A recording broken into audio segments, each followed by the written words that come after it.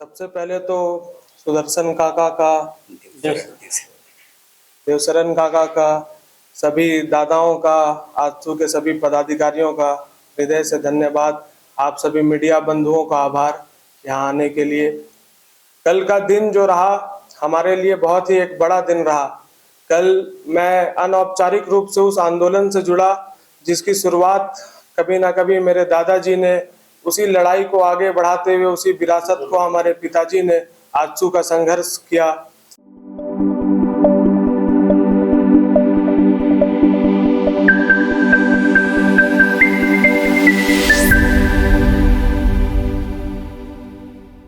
सबको जोहार। कल आजसू पार्टी ने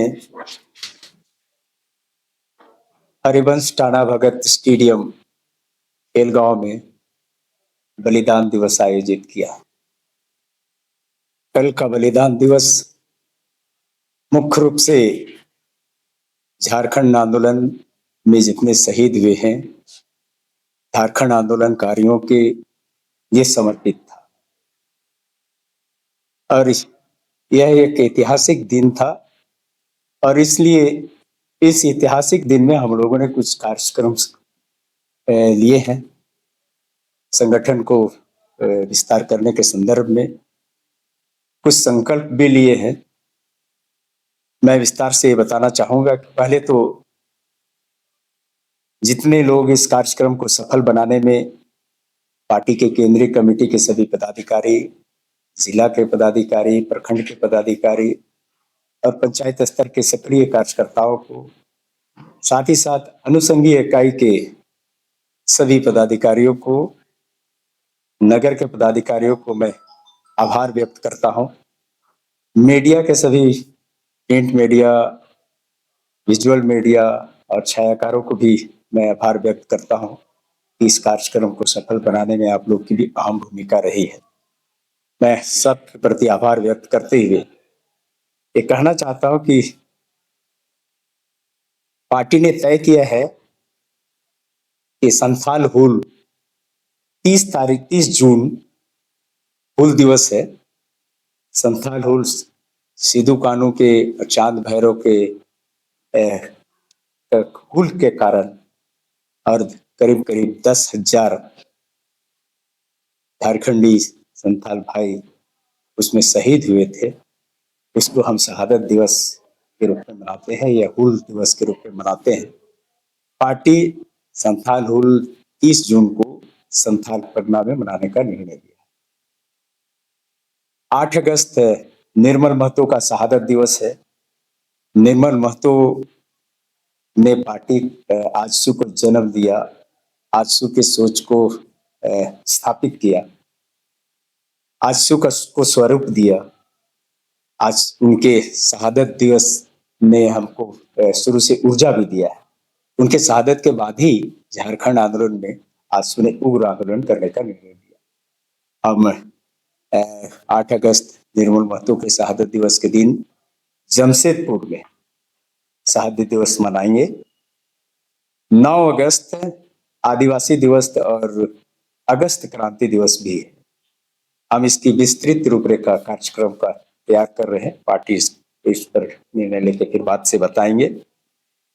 मुख्य रूप से कल जिन बातों को फोकस हम लोगों ने किया वो था झारखंड के अस्मिता को लेकर के, झारखंड के पहचान को लेकर के, झारखंड के अस्तित्व को लेकर के, झारखंड, झारखंडी और झारखंडियत को लेकर के जो विषय को लेकर के अलग राज्य की लड़ाई लड़ी गई थी, आज उन तमाम विषयों को लेकर हम फिर से संकल्पित है कि हम वर्तमान सरकार के समक्ष इन तमाम विषयों को लेकर के आगे रखेंगे। सरकार स्पष्ट रूप से कहा था कि पहले तो ये झारखंड में स्थानीय नीति आज तक नहीं बनी, झारखंडी कौन है वो भी नहीं बन पाया है। स्थानीय नीति स्पष्ट करे। रोजगार के संदर्भ में नौकरी देने की बात हमेशा होती रहती है। हम इन तमाम विषयों पर जो स्थानीय नीति और नियोजन के संदर्भ में हम चाहेंगे कि हमारे बीच में आज राजेंद्र मेहता जी केंद्रीय सचिव, हमारे आजसू के तेज तरार युवा नेता हमारे मेहता जी, संजय मेहता जी, ज्ञान जी उपस्थित है। हम संजय मेहता जी से आग्रह करेंगे युवाओं के सवाल को लेकर के अपनी बात रखें। मीडिया के तमाम साथियों का आभार। कल हरिवंश टाना भगत इंडोर स्टेडियम में आजसू पार्टी ने बलिदान दिवस के तौर पर अपने बलिदान को याद किया, संघर्ष को याद किया और जिस तरीके से संघर्ष की एक पूरी पृष्ठभूमि को तैयार करके झारखंड अलग राज्य आंदोलन को तैयार किया गया था और फिर झारखंड अलग राज्य हासिल किया गया था, उन तमाम पहलुओं और बिंदुओं पर झारखंड आंदोलनकारियों ने अपनी राय रखी। और जो कल के कार्यक्रम का जो सबसे महत्वपूर्ण पहलू था कि राज्य की जो युवा आबादी है वो एक तरीके से उनकी भावनाओं का हम प्रतिनिधित्व कर रहे थे, जो उनकी वेदना है, जो उनकी पीड़ा है, जो उनका दर्द है, जो रोजगार के सवाल हैं, जो यहाँ पर नियोजन का सवाल है, यहाँ पर जो आरक्षण का सवाल है, इन सवालों पर भी केंद्रीय अध्यक्ष जी ने बड़े विस्तार पूर्वक लगभग अपने 2 घंटे के भाषण में इन बातों को रखा। मुख्य सवाल जो निकलकर सामने आ रहा है कि झारखंड की सरकार ने ये कहा था कि हम यहाँ के नौजवानों को नौकरी देंगे और सरकार ने एक कानून लाया था 2021 में, हालांकि फिर से उनकी सरकार आई है। उन्होंने कहा था कि निजी क्षेत्र में हम 75% का आरक्षण देंगे। ये पूरे कानून का अनुपालन नहीं हो पाया और कंपनियां हाईकोर्ट चली गई। उसके बाद सरकार ने फिर से एक रास्ता अपनाया कि हम आउटसोर्सिंग में 75% रिजर्वेशन दें। आपने देखा होगा कि पूर्व में ये कहा गया था कि जो 75% निजी क्षेत्र की नौकरी है उसमें 40,000 रुपए तक की जो सैलरी की नौकरी है उसमें स्थानीय लोगों को दिया जाना था। लेकिन ये सरकार अपने 6 साल के लगभग के कार्यकाल में अब तक स्थानीयता के सवाल का हल नहीं निकाल पाई है। स्थानीय नीति का मसला अब तक हल नहीं हो पाया है। दूसरा सवाल ये खड़ा होता है कि इस राज्य के अंदर जो 4,88,000 सृजित पद हैं, उन पदों में 2,88,000 पद खाली पड़े हैं और उन पदों पर जो भी नियुक्तियां होती है वो विवादित हो जाती है, चाहे वो जेपीएससी का मसला हो, चाहे वो जेएसएससी का मसला हो। तो इन तमाम मसलों को लेकर आजसू पार्टी आने वाले वक्त में सरकार नौकरी दो अभियान की शुरुआत करने जा रही है। ये एक बड़ी घोषणा हम झारखंड के नौजवानों के लिए करना चाहते हैं, क्योंकि नौकरी एक बड़ा सवाल है, पलायन एक बड़ा सवाल है, नियोजन एक बड़ा सवाल है। झारखंड के लगभग 2 करोड़ 20 लाख नौजवान जो 18 से 40 वर्ष तक की उम्र के हैं, और अगर आप गौर करेंगे झारखंड के 18 से 25 और 25 से 40 वर्ष तक की उम्र सीमा के लोगों की 70% की आबादी नौजवानों की झारखंड के अंदर है। इन नौजवानों के सवाल पर सरकार पूरी तरीके से चुप्पी साध रखी है और सरकार हर बार सिर्फ उलझाना चाहती है। सरकार ने ये कहा था कि हम यहाँ के नौजवानों को 5 लाख रोजगार देंगे, लेकिन ये 5 लाख रोजगार कब देंगे, कैसे देंगे, इसका कोई रोड मैप नहीं है। तो सवाल ये खड़ा होता है कि निजी क्षेत्र की कंपनियों में जब आप आरक्षण का सवाल खड़ा करते हैं और ये कहते हैं कि हम आरक्षण देंगे, उनको नौकरी देंगे, तो दूसरा आजसू पार्टी ये अभियान चलाने जा रही है कि झारखंड में जितनी भी निजी क्षेत्र की कंपनियां हैं वहां पर आजसू पार्टी वहां के जनरल मैनेजर को, वहां के चीफ एग्जीक्यूटिव ऑफिसर को, वहां के डायरेक्टर को, या निजी क्षेत्र में जो भी कंपनियां हैं वहां पर आजसू पार्टी के तमाम पदाधिकारी जाकर के ज्ञापन देंगे और ये हिसाब मांगा जाएगा कि आप मुझे ये डेटा उपलब्ध कराइए कि कितने लोगों को आपने नौकरी दिया। ये सिर्फ सरकार को या कंपनियों को जानने का अधिकार नहीं है, ये जो नौकरी का सवाल है वो आप किन को दे रहे हैं, ये जनता को भी जानने का अधिकार है। तो हम जनता को ये डेटा इकट्ठा करके बताएंगे कि किन कंपनियों ने कितने स्थानीय लोगों को नौकरी दिया है और निजी क्षेत्र की कंपनियों में कितने लोगों को नौकरी मिला है, आउटसोर्सिंग की एजेंसी में कितने लोगों को नौकरी मिला है। एक बड़ा सवाल और झारखंड के अंदर खड़ा हुआ है कि आउटसोर्सिंग जो एजेंसीज हैं जो सरकार हायर कर रही है उसमें आरक्षण की किसी भी प्रक्रिया का पालन नहीं हो रहा है।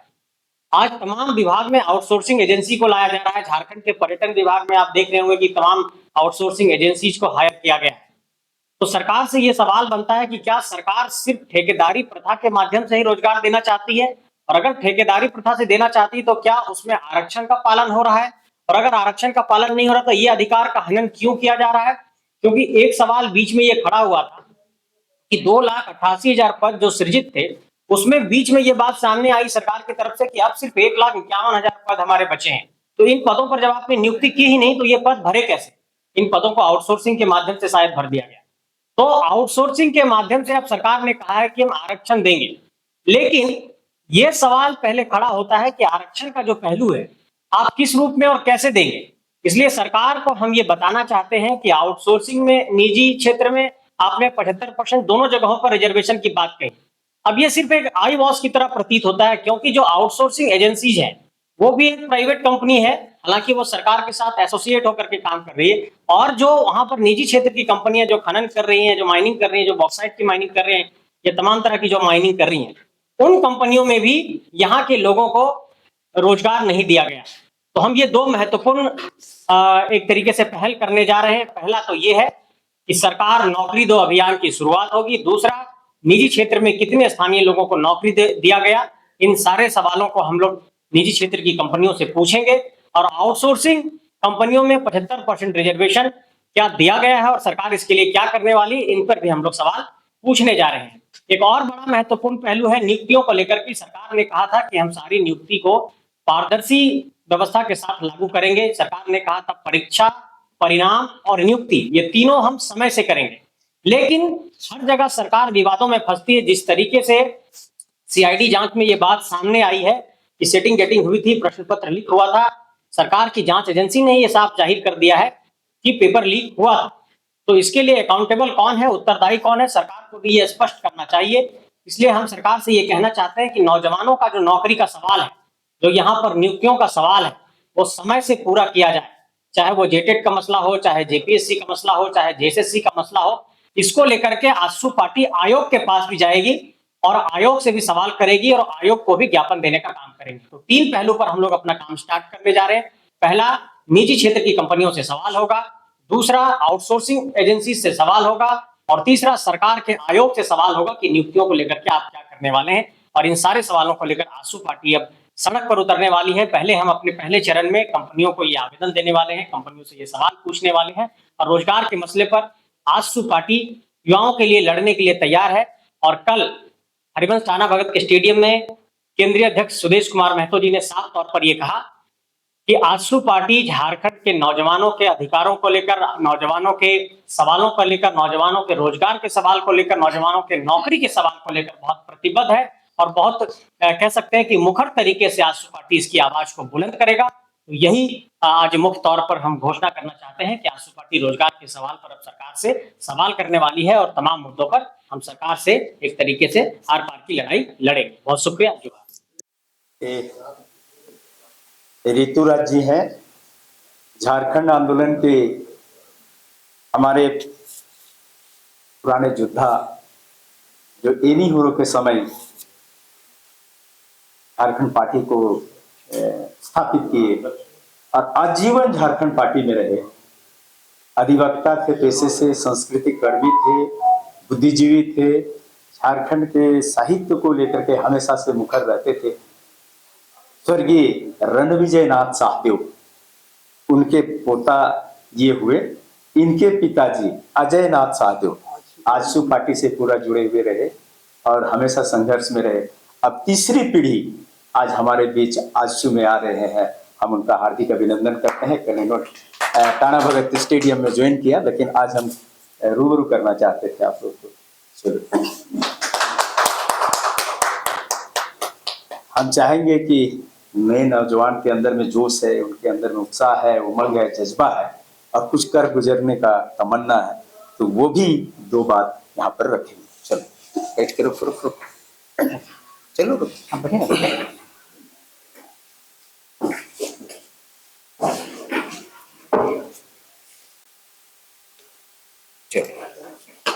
बोलिए। सबसे पहले